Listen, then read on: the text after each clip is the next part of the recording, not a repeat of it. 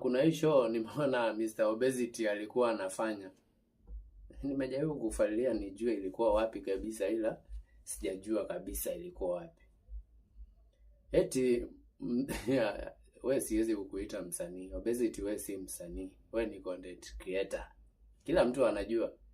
Mziki tu ni kujilazimisha, unajilazimisha, na ndio maana kabisa umeona umepanda stage na wamama kuwaita eti dancer wako perform mbele ya mashabiki 7 ambaye mashabiki wenyewe wewe umewalipa tu wakuje ndo ushoot content.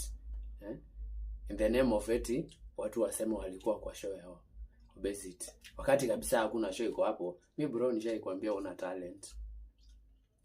Mimi nishaisema, ila wengi wenu huwa kama mnanipinga.